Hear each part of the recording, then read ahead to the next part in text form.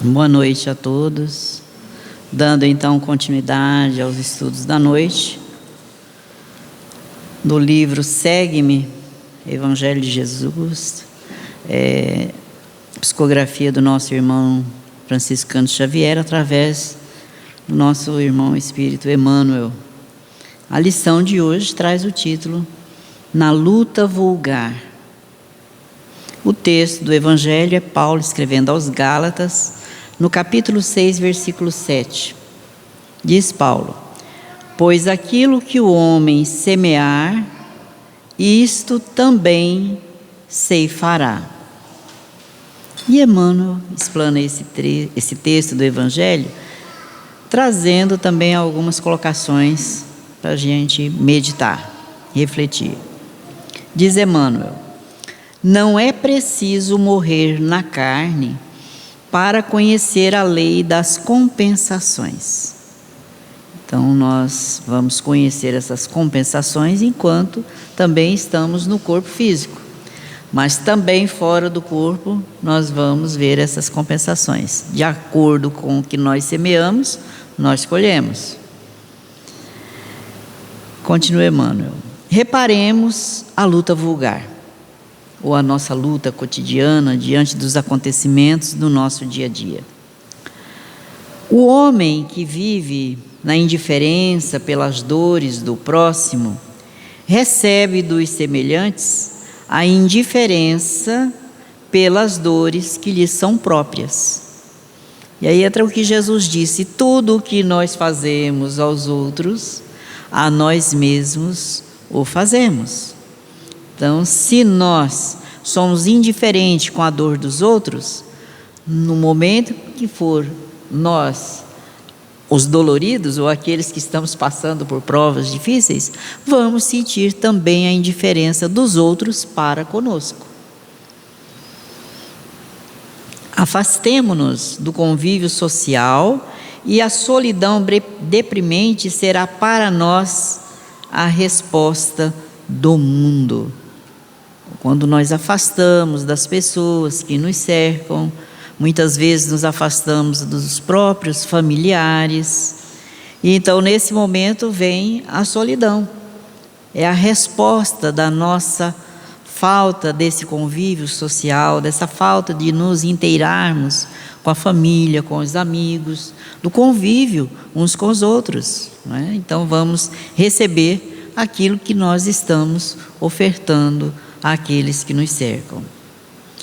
Se usamos severidade para com os outros, seremos julgados pelos outros com rigor e aspereza. Muitas vezes passamos por momentos difíceis e ficamos a indagar: por que isso está acontecendo? Eu não fiz nada que merecesse passar por isso. Mas aí entra a falta da nossa reflexão. O que fizemos até ontem? Como foi o nosso comportamento diante dos nossos irmãos? Como agir diante de certas situações? Porque disse Jesus que não cai uma só folha de uma árvore se o Pai não o queira. E assim, conosco não acontece nada conosco que nós não mereçamos passar. Toda a nossa ação, ela tem uma reação, pode não ser agora, mas daqui a algum tempo, nós vamos receber aquilo que nós plantamos nos corações daqueles que nos cercam.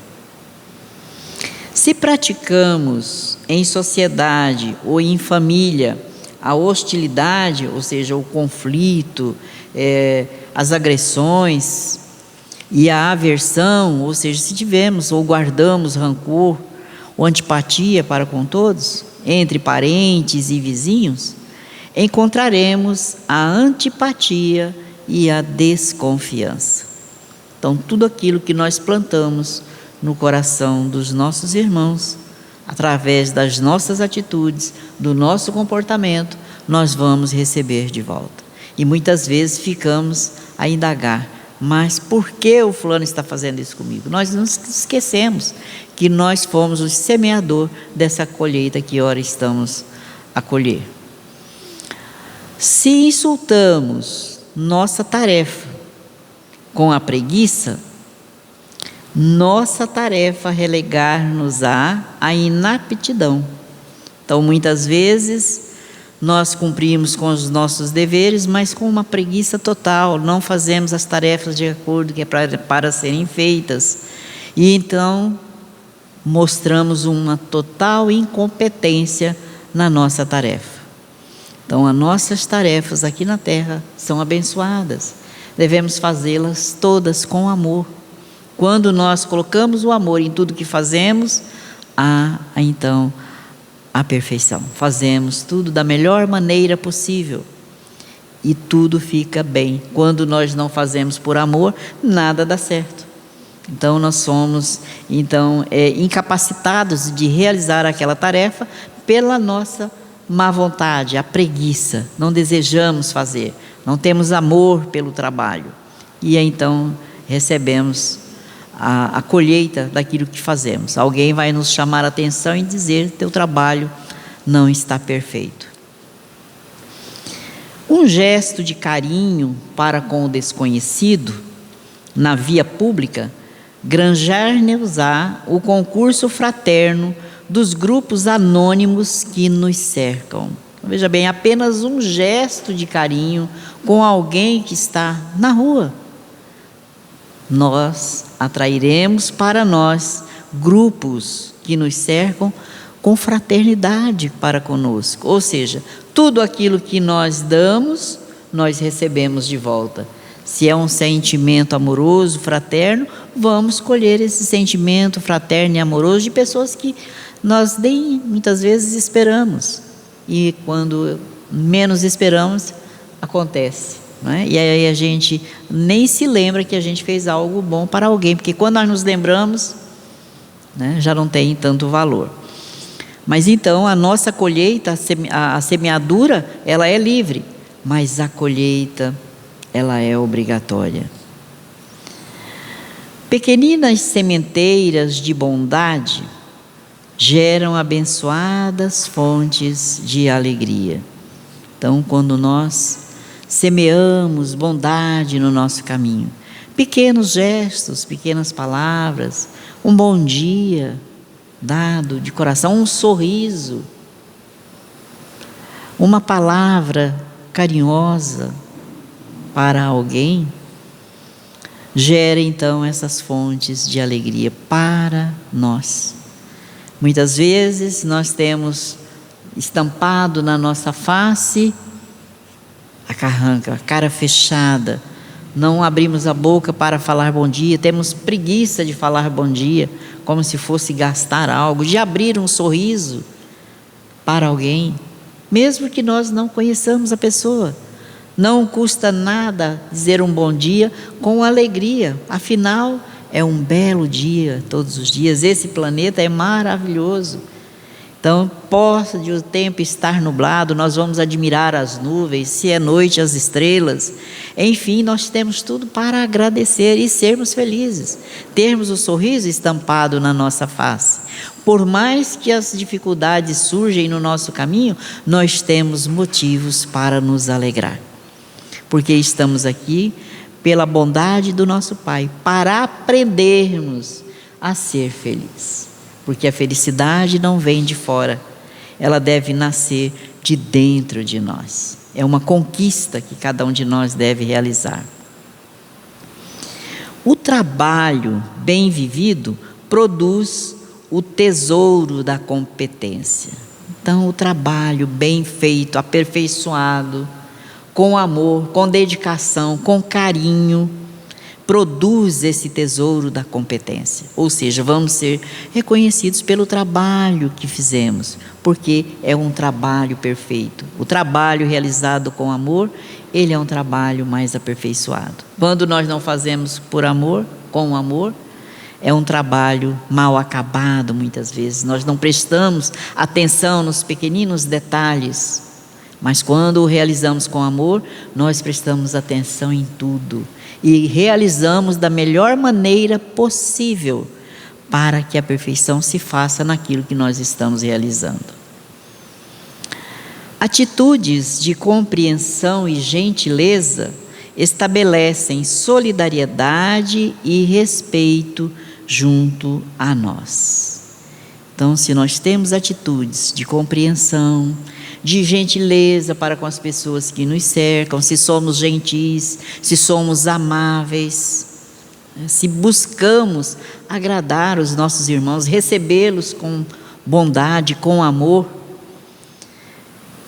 isso estabelece essa solidariedade das pessoas que nos cercam e respeito junto a nós, porque nós somos conhecidos e reconhecidos pelas nossas atitudes, pelo que nós fazemos, pelo que nós falamos, pelo nosso comportamento.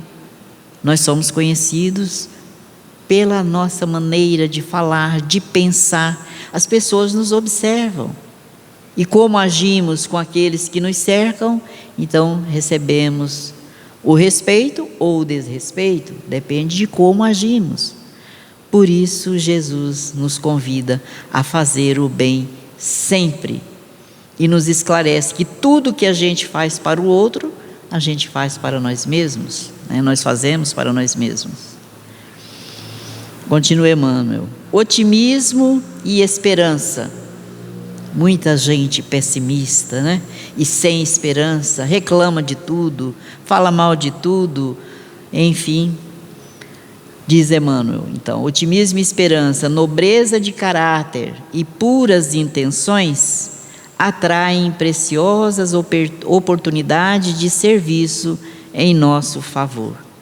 Então, se somos otimistas, se somos esperançosos, se temos essa nobreza do caráter de ajudar, se temos intenções boas e puras, não é uma intenção interesseira, então nós atraímos preciosas oportunidades de trabalho em nosso favor. Trabalho no bem, trabalho de auxílio àqueles que nos cercam. E diz Emmanuel, todo dia é tempo de semear. Então, todos os dias, a todos os instantes, é tempo de nós semearmos. Em casa, no lar, junto da família, fora do lar, no nosso trabalho, no meio social no qual nós convivemos, onde estivermos, é tempo de semear. Agora vamos observar que tipo de semente estamos lançando no solo dos corações que nos rodeiam. Sementes que irão produzir frutos sazonados, frutos da paz, da alegria, da esperança. Ou vamos semear sementes de ervas daninhas, do orgulho, da vaidade, do rancor, da incompreensão, da intolerância. Porque essas sementes que estamos espalhando nos corações daqueles que nos cercam todos os dias, nós vamos colher os frutos. Então depende do que semeamos. E diz Emmanuel, todo dia é tempo de colher. Há um tempo atrás, a gente fazia uma semeadura, levava-se tempo para colher. Hoje a gente semeia de manhã, à tarde já estamos colhendo. Então precisamos ter cuidado, como diz aqui a lição, na nossa luta cotidiana. Como estamos vivendo o nosso dia a dia?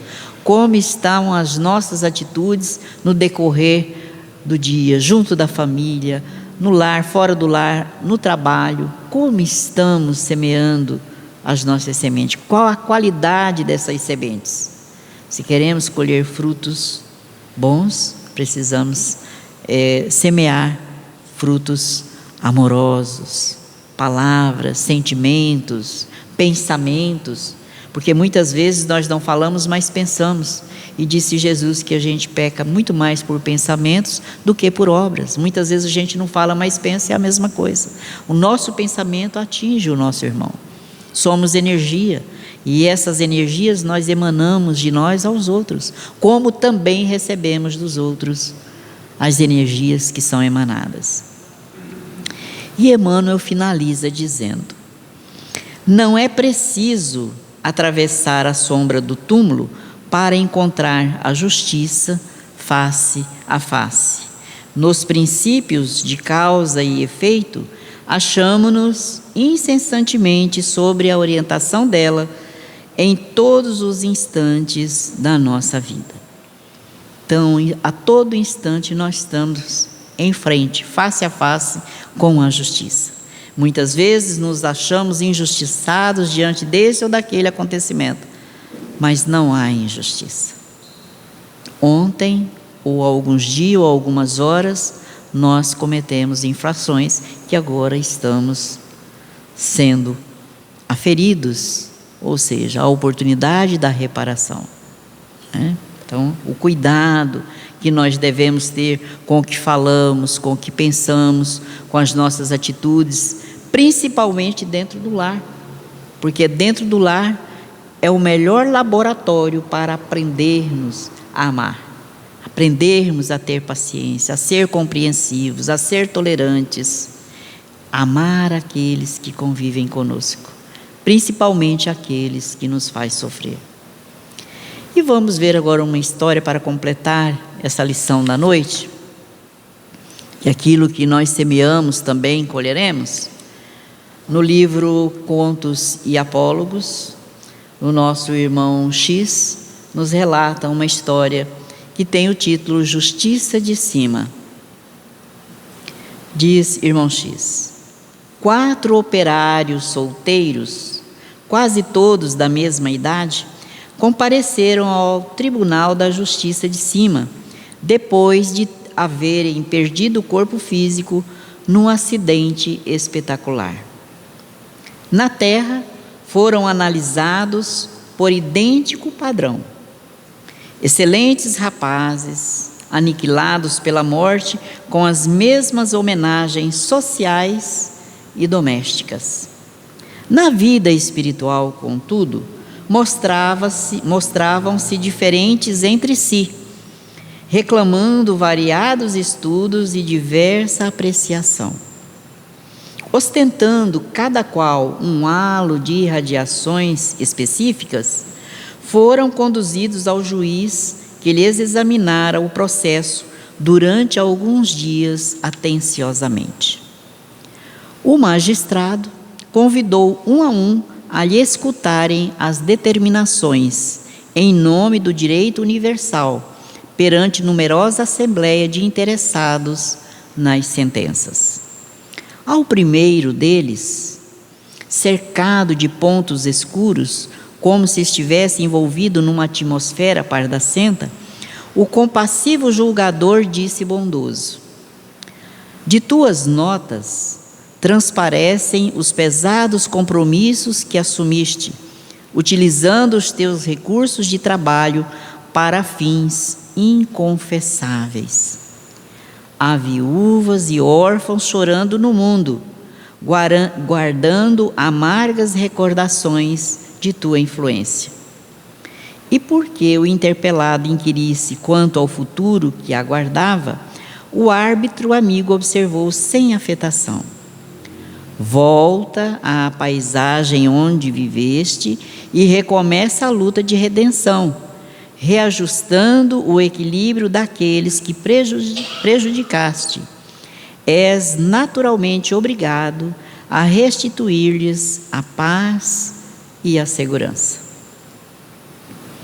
Aproximou-se o segundo, que se movimentava sob irradiações cinzentas, e ouviu as seguintes considerações: revelam os apontamentos a teu respeito que lesaste a fábrica em que trabalhavas. Detivestes vencimentos e vantagens que não correspondem ao esforço que despendestes. E percebendo-lhe as interrogações mentais, acrescentou: torna ao teu antigo núcleo de serviço e auxilia os companheiros e as máquinas que explorastes em mau sentido.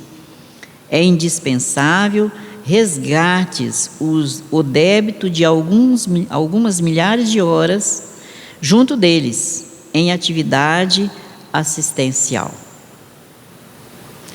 Ao terceiro, que se aproximou a destoar dos precedentes